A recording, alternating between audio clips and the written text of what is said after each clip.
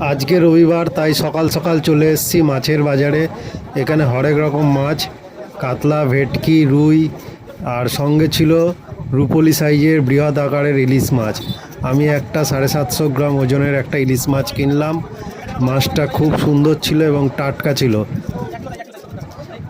ইলিশ চিংড়ির যতই লড়াই থাক না কেন, এই বর্ষাকালে ইলিশ মাছ প্রত্যেকেরই ফেভারেট, কি ঘটি কি বাঙাল।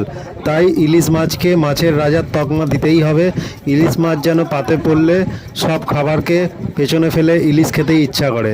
তাই ইলিশ চিংড়ির লড়াই মাঠে থাক, ইলিশ মাছ ভাত পাতে থাক। তো বন্ধুরা, দেখেছো মাছটা কিন্তু একেবারেই টাটকা। তাই আমি ভাইকে বলে দিলাম যে প্রত্যেকটা রিং পিস করার জন্য। খুব সুন্দর চাকা চাকা রিং পিস করে ভাই আমাকে মাছগুলোকে একটা প্লাস্টিকে করে দিয়ে দিল। ভিডিওটা শেষ করার আগে প্রত্যেক বন্ধুকে বলবো আমার চ্যানেলটা সাবস্ক্রাইব